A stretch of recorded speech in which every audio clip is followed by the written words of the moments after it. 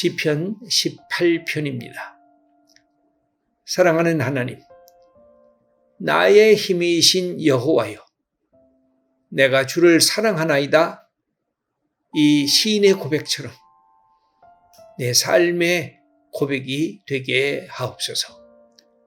나보다 나를 더 잘 알고 나보다 나를 더 사랑하시는 주님에게 내 인생의 발걸음을 맡깁니다.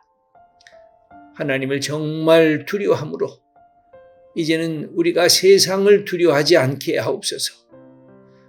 우리에게 맡겨진 일을 억지나 의무가 아니라 이제는 자원하는 기쁜 마음으로 감당케 하옵소서.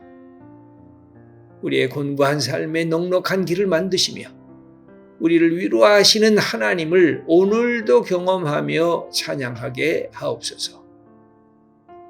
아멘.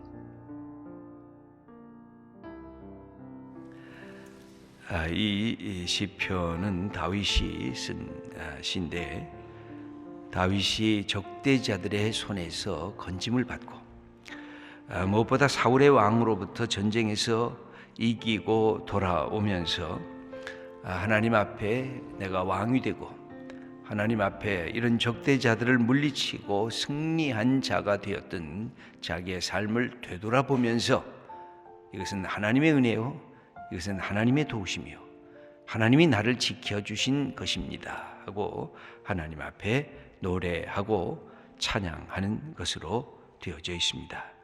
이 시편 18편을 읽어보면 이 시인 다윗을 위해 하나님께서 활동하고 계시고 다윗을 사랑하고 다윗을 위해 존재하시는 하나님처럼 그렇게 쓰여져 있습니다. 무엇보다 하나님께서 다윗을 귀히 여기고 사랑한 것은 그가 고난에 들어갔을 때도 하나님 앞에 기도했고, 그가 하나님의 주신 믿음의 역사, 구원의 역사를 경험하면서 승리의 자리에 들어갔을 때에도 하나님 앞에 기도하고 찬양할 수가 있었습니다. 그래서 어떻게 보면 그의 신앙은 전천후적이라고 할 수가 있습니다. 우리의 기도는 아주 급할 때는 기도를 그렇게 열심히 하다가 우리가 뭔가 평안하고 뭔가 내게 풍성한 것이 주어지면 우리의 기도가 연약해지는 것이 있지 않습니까? 그런데 다윗은 하나님께서 그렇게 그 모습의 일관성을 보고 지속성을 보고 그가 슬프나 기쁘나 그가 혼자 있거나 함께 있거나 그의 인생이 깊은 구렁텅이에 빠져 있거나 높은 왕좌 위에 있거나 하나님을 하나님으로 알고 하나님께 경배하고 찬양할 줄 아는 믿음의 사람이 된 것을 하나님은 귀히 여기시고, 또 다윗은 자기가 하나님 앞에서는 왕이 되어도 어린아이고 저 구렁텅이 속에 빠져도 연약한 존재인 것을 그대로 노출시키면서 하나님의 도움과 하나님의 은총을 받았다고 하는 그 사실입니다. 그러니까 그가 하나님께 기도하면서 하나님의 응답을 받게 되었을 때 여러분 무엇이 되겠습니까? 그가 하나님과 자기가 믿음의 안에서 사랑하는 친구가 된 것입니다. 여러분, 친구가 되고 사랑하는 사람이 되니까 여러분 사랑을 해보셨습니까?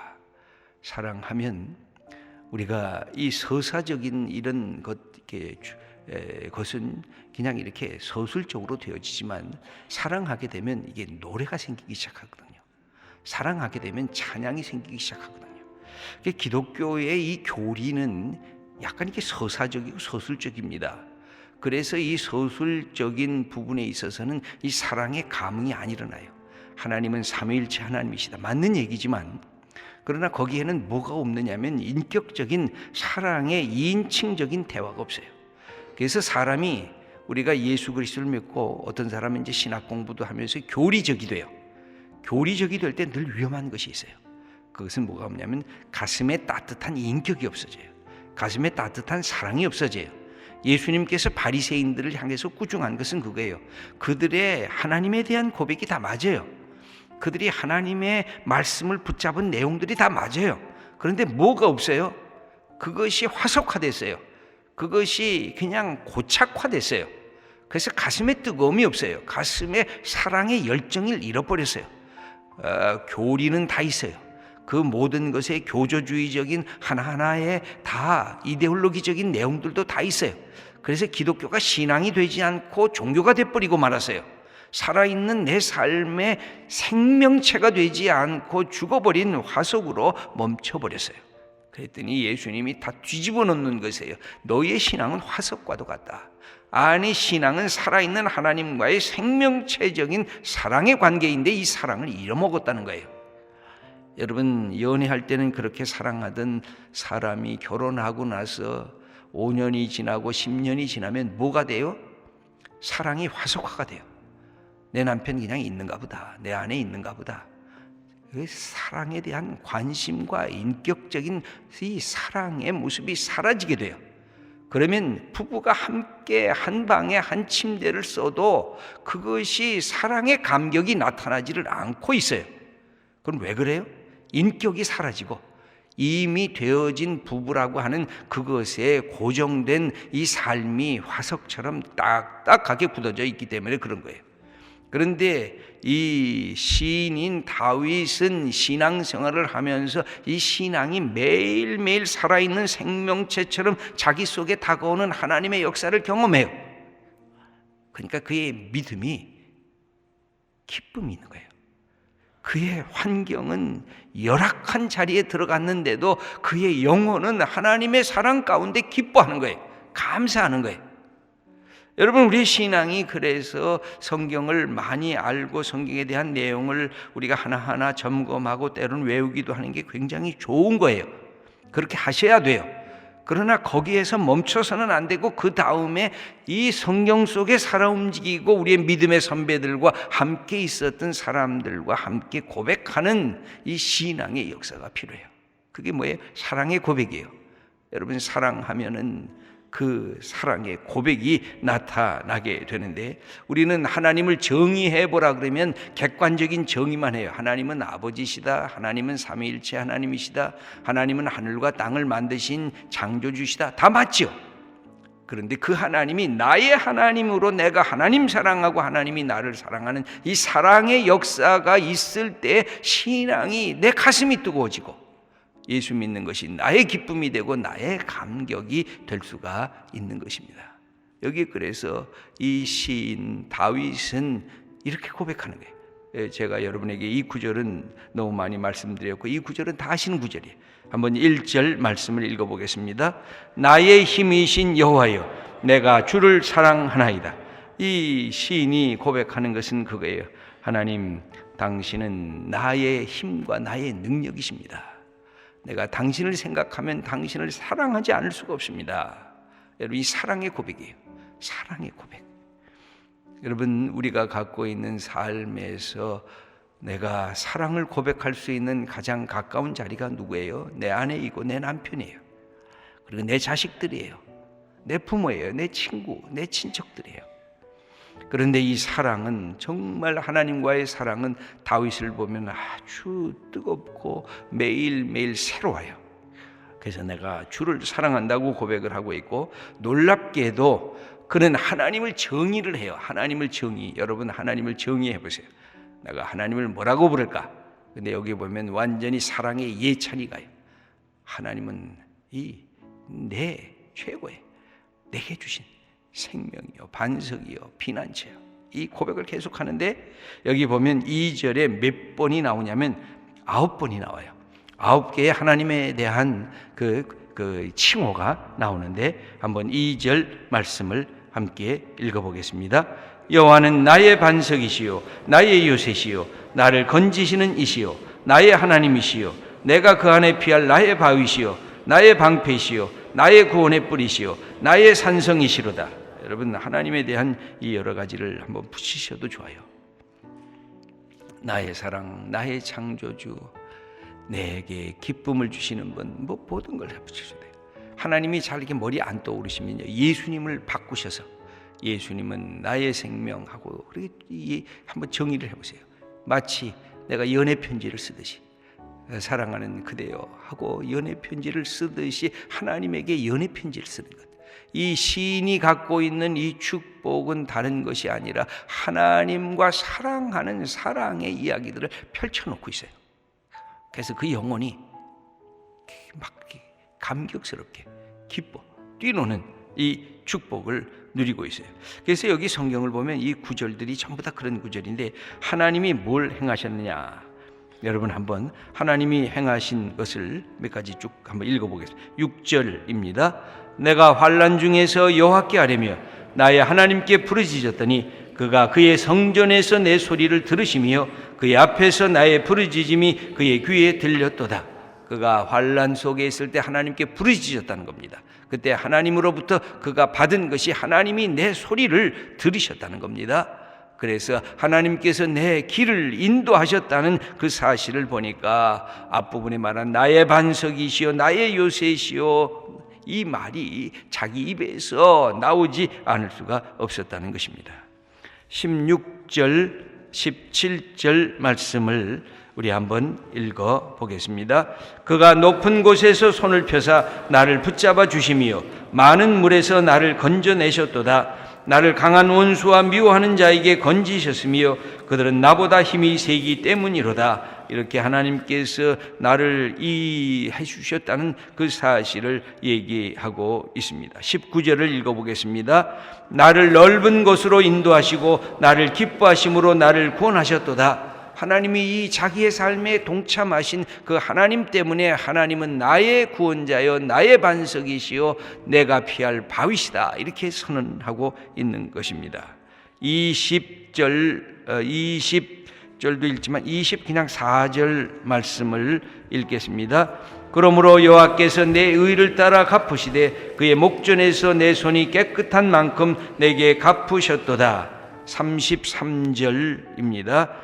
나의 발을 암사슴 발 같게 하시며 나를 나의 높은 곳에 세우시며, 하나님께서 나를 이렇게 높여주셨다는 것입니다. 35절입니다. 또 주께서 주의 구원하는 방패를 내게 주시며 주의 오른손이 나를 붙들고 주의 온유함이 나를 크게 하셨나이다. 이렇게 선언합니다. 36절도 읽겠습니다. 내 걸음을 넓게 하셨고 나를 실족하지 않게 하셨나이다. 39절입니다. 주께서 나를 전쟁하게 하려고 능력으로 내게 띠띠우사 일어나 나를 치는 자들이 내게 굴복하게 하셨나이다. 다 하나님이 주도권을 갖고 하신 것입니다. 47절입니다. 이 하나님이 나를 위하여 보복해 주시고 민족들이 내게 복종하게 해 주시는도다. 또 48절입니다. 주께서 나를 내 원수들에게서 구주하시니 주께서 나를 대적하는 자들의 위에 나를 높이 드시고 나를 포악한 자에게 건지시나이다. 그 다음에 50절 말씀입니다. 여호와께서 그 왕에게 큰 구원을 주시며 기름 부음 받은 자에게 인자를 베푸시며 영원토록 다윗과 그 후손에게로다. 이렇게 그는 선언을 하고 있습니다. 하나님이 내 인생에, 내가 기도할 때, 내가 주님께 부르짖을 때, 주님께 요청할 때 주의 성령님께서 그를 지키시고 인도하시고 하나님의 역사를 경험했다는 것입니다. 신앙은 여러 가지 표현을 할 수 있지만 신앙은 사랑의 고백입니다. 신앙은 고백인데 사랑의 고백이에요. 여러분, 그래서 우리의 신앙이 이렇게 고착화되고 화석화되지 않기 위해서는 뭘 해야 돼요? 내 모습을 하나님께 아뢰셔야 돼요. 하나님은 내 지금의 모습이 이렇습니다. 하나님 어떻게 할까요? 나 어떻게 넘어갈까요? 어떻게 이길까요? 위기에서 내가 이 모든 것들을 뛰어넘을 수가 있을까요? 여기에 보면 우리 하나님에 대한 이런 믿음의 확신이 있으니까 이게 앞부분에 이렇게 내가 주를 사랑합니다 고백하고 있죠. 그래서 이 뒷부분에 맨 마지막도 하나님을 찬양하는 것으로 쭉 되어 있습니다. 46절 한번 읽어보겠습니다. 여호와는 살아계시니 나의 반석을 찬송하며 내 구원의 하나님을 높일지로다. 여기 하나님을 찬양하고 49절도 보겠습니다. 여호와여 이름으로 내가 이방 나라들 중에서 주께 감사하며 주의 이름을 찬송하리이다. 이렇게 선언을 하고 있는 것을 볼 수가 있습니다. 31절 말씀 어떻게 보면 지금까지 했던 모든 것들을 한마디로 요약한 것이기도 하는데 31절 말씀을 함께 읽겠습니다. 여호와 외에 누가 하나님이며 우리 하나님 외에 누가 반석이냐. 여호와의 하나님이라고 부를 자가 어디 있느냐. 그리고 우리 하나님 외에 누가 내 인생을 반석처럼 나를 든든히 뒷받침해 줄 존재가 어디 있느냐라고 하는 선언인 것입니다. 신앙은 교리를 외우는 것이 아니라 교리가 나쁘다는 뜻이 아닙니다. 교리도 우리가 외워야 되죠. 그러나 신앙은 하나님과 나와의 인격적인 관계라는 것. 여러분, 인격이라고 하는 것, 그건 뭐예요? 인격이라고 하는 것이 사람 인자가 들어가서 우리가 오해를 하는데, 인격이라는 것은 뭐냐면 대화한다는 뜻이거든요. 소통한다는 뜻이거든요. 여러분, 명령만 하는 것은 인격이 아니거든요. 인격은 듣는 것이 인격이거든요. 그래서 말하는 것이 인격이거든요. 여러분, 부부가 남편은 아내에게 명령만 한다. 그 부부의 좋은 인격 관계가 아니에요. 아내가 뭐라 그러는지 들을 줄 알아야 되는 것이고, 남편이 세상에 나가서 어떻게 힘들고 어떻게 고통을 받았는지를 살필 줄 알아야 이게 인격적인 관계가 되는 거예요. 부모가 자녀들에게 너는 이렇게 하라 하고 명령만 하면 인격적인 관계가 안 돼요. 우리 아버지는 나에게 늘 명령만 해. 우리 엄마는 맨날 잔소리만 해. 나는 아버지에게 엄마에게 할 얘기가 있어도 나는 못해. 그게 비인격적인 관계인 거예요. 여러분, 인격이라는 게 얼마나 중요한 것인지 몰라요. 인격이라고 하는 것은 삶의 인간관계를 넓히고 우리가 갖고 있는 삶의 자리를 새롭게 만드는 자리예요. 그런데 성경은 하나님을 인격체라고 그러는 거예요. 무슨 뜻이에요? 내가 기도하면 하나님께서 들으시는 분이라는 거예요. 하나님께서 말씀하시면 내가 듣기를 원한다는 거예요. 그래서 이 인격의 제일 중요한 것이 말이에요. 그래서 하나님도 우리에게 말씀으로 하시고 우리도 기도를 할 때 언어로 하나님께 하는 거예요. 그냥 가만히 있으면 하나님이 내 처지 다 아시겠지. 아니에요. 하나님이 다 아시지만 우리에게 말하기를 원하세요. 여러분, 내가 아내를 사랑하는지 아내가 다 알겠지, 말 안 해도 알겠지. 아니에요. 사랑하는 게 분명하지만 말해야 인격적인 관계가 되는 거예요. 그러면 아내에게 때로는 수고했다고, 때로는 사랑한다고 말씀을 하셔야 돼요. 아내들도 남편이 바깥에서 돌아오면 참 오늘 고생했다고 좀 등도 두들겨 주고, 당신 참 우리 가정을 위해서 애를 많이 쓴다고, 그래야 남편이 힘을 얻는 거예요. 이게 인격이에요. 인격은 고백해야 돼요. 인격은 우리의 언어로 나타나야 되는 거예요. 우리의 자녀들도 어머니를 향해서, 아버지를 향해서 아버지 어머니 참 고마워요 하고 인격적으로 얘기를 해야 내 아들과 내 딸이 귀여운 거예요. 하나님도 마찬가지예요. 하나님 감사합니다. 내 인생을 여기까지 인도하셔서 고맙습니다 하고 하나님께 이야기를 하셔야 돼요. 하나님은 다 아시지만 듣기를 원하세요. 그리고 하나님께서 말씀으로 우리들에게 가르쳐 주는 거예요. 여기에 보면 시인은 그걸 알고 있어요. 이 다윗이라는 시인의 위대성이 어디에 있을까요? 참 놀라운 거예요. 하나님을 포착해요. 하나님이 어떤 분임을 알고 있어요. 하나님이 어떻게 하시면 하나님이 좋아하시는 걸 알고 있어요. 그 다윗이 하나님의 눈에 볼 때 예쁜 거예요. 그래서 자기의 이야기를 하나님께 고백해요. 알아요. 그럼 하나님도 응답을 하세요. 사랑하는 귀한 우리 믿음의 성도 여러분, 우리에게 주신 이 귀한 믿음은 그냥 가만히 있으면 하나님이 아시는 게 아니라 내 모습을 이렇게 보여드려야 돼요. 그리고 하나님이 우리에게 하시는 그 말씀을 귀를 기울이게 인격이에요. 그 인격적인 사랑, 인격적인 믿음. 오늘도 고백하고 오늘도 확인하면서 우리의 신앙의 생명으로서 다가오는 하나님을 경험하는 우리 복된 성도님들 다 되시기를 축원합니다.